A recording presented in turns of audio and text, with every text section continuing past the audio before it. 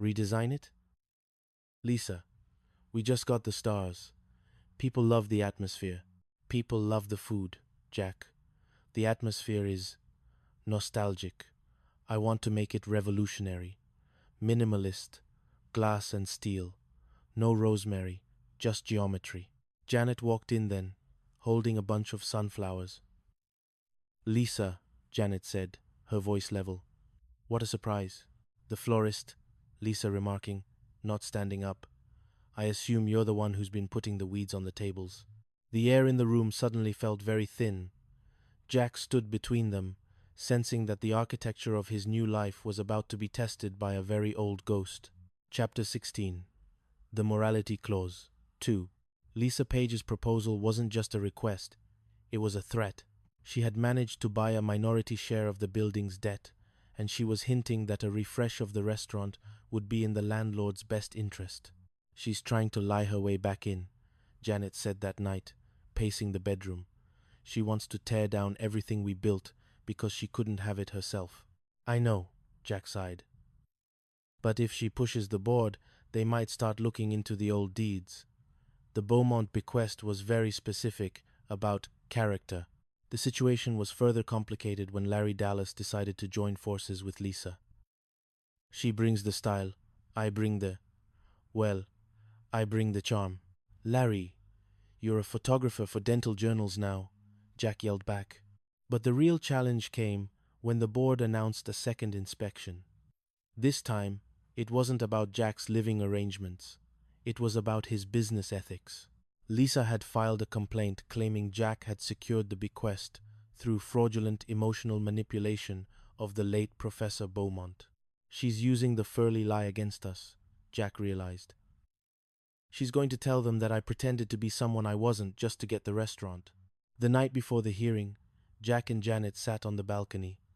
For the first time, they considered the possibility of losing it all. We could just tell them the whole truth, Janet suggested. From the beginning, the roommates, the lies to Furley, the whole circus. They'll revoke the deed, Janet. The morality clause was about truth. I wasn't being truthful. You were protecting us, Jack. That's a different kind of truth. Chapter 17. The Final Foundation. The hearing was held in a mahogany-lined boardroom. Lisa Page sat on one side, looking victorious. Larry Dallas sat behind her, trying to look like a legal advisor. Jack and Janet sat on the other side, holding hands under the table. Mr. Tripper, the head of the board began. The allegation is that you deceived Professor Beaumont regarding your personal lifestyle and character in order to secure a business asset.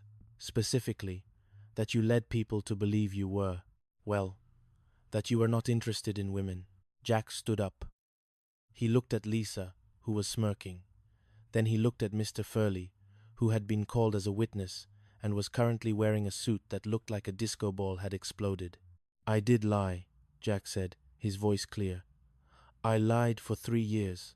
I lied to my landlord, I lied to my neighbors, and occasionally I lied to myself. A gasp went through the room. But I didn't lie to Professor Beaumont, Jack continued, pulling a small, yellowed letter from his pocket. This is a letter he wrote to me a month before he passed. He knew about Janet and Cindy. He said, Jack, a man who can convince a whole building of one thing while keeping his heart true to another is a man who knows how to manage a kitchen. Cooking is just the art of making people believe the butter isn't there. Jack handed the letter to the board. Lisa's smirk vanished. The lie wasn't about the restaurant, Jack said, turning to Lisa. The lie was about safety. But the restaurant? That's the most honest thing I've ever done. Every plate is a confession. Every meal is an invitation. The board deliberated for only 5 minutes. Lisa Page was dismissed. Her design firm deemed a conflict of interest. Larry Dallas was escorted out after he tried to sell the board members exclusive pictures of their own shoes. As they walked out into the Santa Monica sun, Jack and Janet were met by Mr. Furley. Jack, Furley said, looking confused. That letter. Mr. Furley, Jack said, putting a hand on his shoulder. I'm a man of many mysteries, but the biggest mystery is how I ever got lucky enough to live in your building. Furley beamed, adjusting his ascot. Well, that's true. It takes a certain kind of guy to handle the threads. Chapter 18. The Heritage of 201. 20 years later, the Santa Monica skyline had changed, but apartment 201 remained a pocket of preserved memories. The wooden balcony had been reinforced, and the wicker coffee table had long since been replaced by a heavy oak one, but the soul of the place was intact. Jack and Janet were no longer the frantic youngsters scrambling to hide roommates in the bathroom. They were the established couple of the boardwalk: Jack, the silver-haired grandfather of fusion cuisine, and Janet, whose floral empire now spanned 3 cities. One autumn afternoon, a sharp, rhythmic knock echoed through the door. "Jack, can you get that?" Janet called from the study, where she was finalizing the arrangements for their 25th anniversary gala. Jack, currently graying but still possessing that same mischievous twinkle in his eyes, opened the door. Standing there was a young woman with a familiar mop of blonde hair and a suitcase that looked like it had seen better days. "Hi," the girl said, her voice a perfect echo of Cindy's youthful enthusiasm. "I'm looking for apartment 201, my mom said.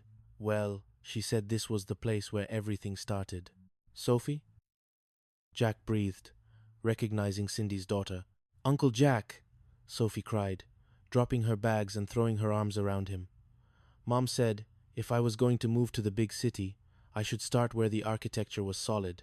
She said you might have a room." Jack looked back at Janet, who had appeared in the hallway, her face lighting up with joy. He then looked at the extra bedroom, the one that had once been Cindy's, then a study, and was now essentially a guest suite. "Well," Jack said, a slow smile spreading across his face. "There is a catch, Sophie. We have a very strict set of rules in this house." "Rules?" Sophie asked, looking a bit nervous. "First," Janet said, stepping forward and hugging her, "no pen pals from up north. And second, if you ever run into a man in a lime green leisure suit, though they're mostly in museums, now you feed his turtle. No questions asked." Sophie laughed, the sound filling the apartment with a vibrant, new energy. As she began to unpack, Jack and Janet stood on the balcony, watching the Pacific. "Here we go again," Janet whispered, leaning her head on Jack's shoulder. "Not quite," Jack said. "This time, the truth is already moved in. We're just adding a new wing." Chapter 19. The Masterclass. The anniversary gala for Tripper's Table was the event of the decade. The boardwalk was closed off, and a massive tent had been erected, filled with the scent of lilies and slow-roasted duck. Sophie was serving as the lead hostess, her natural charm making her an instant favorite with the guests. But the night held one final test for the Tripper legacy. A young food critic, known for his acerbic wit and his penchant for deconstructing established icons, had been seated at the head table. His name was Victor Dallas, Larry's son, though he had spent the last decade trying to distance himself from his father's flamboyant failures. "Mr. Tripper," Victor said, as Jack approached the table, "I've read your book, The Art of the Confession. You claim that honesty is the foundation of flavor. But isn't it true that your entire career started with a masquerade?" The table went silent. Janet tightened her grip on her wineglass. Larry Dallas, sitting a few seats away, looked like he wanted to sink into the floor. Jack didn't flinch. He sat down opposite Victor and poured himself a glass of water. "It started with a need for a roof over our heads, Victor," Jack said, "and it continued because we found something worth protecting. But you're right, there was a masquerade. And for a long time, I thought that was the weak point in the structure." He looked around the room, at Furley and Gladys, now 90 and still dancing, at Cindy and Mike, and at Janet. "But then I realized," Jack continued, "that the masquerade was just the scaffolding. You need scaffolding to build something high. You need it to hold the weight while the foundation sets. But eventually, the scaffolding comes down. What's left is the building. And Victor, if you want to judge the building, don't look at the wood. We used to hold it up 25 years ago. Taste the food." Jack signaled to the kitchen. A plate of simple, perfectly seared scallops was placed before Victor. "No fireworks," Jack said. "No atmosphere machines. Just the truth." Victor took a bite. He closed his eyes. The room held its breath. It's balanced, Victor whispered, his sharp edges finally softening. It's honest. He looked at his father, Larry, who was beaming with pride. For the first time, the Dallas legacy and the Tripper legacy found a common ground not in a lie, but in the simple, undeniable reality of a well-cooked meal. Chapter 20. The Vow Revisited. The final guests had departed, leaving the boardwalk to the quiet company of the moon and the tide. Jack and Janet walked back to apartment 201, their hands entwined, their steps synchronized by decades of shared rhythm. They didn't turn on the lights. They didn't need to. They knew every inch of their home by heart. They sat on the sofa, the same spot where Jack had once tried to see how Lisa Page looked on the sofa, and watched the waves. 25 years, Janet said, her voice filled with a quiet wonder. And we're still standing, Jack added. No weak floorboards, no sinking building. Jack? Janet turned to him, her face illuminated by the silver moonlight. Do you ever miss it? The scramble? The frantic hiding? The pen pals? Jack thought for a moment. He thought of the laughter that had been fueled by fear, and the intimacy that had been forged in the fire of shared deception. I miss the energy of it, he admitted. But I wouldn't trade the peace we have now for all the soufflés in the world. But being honest with you, that was the easiest.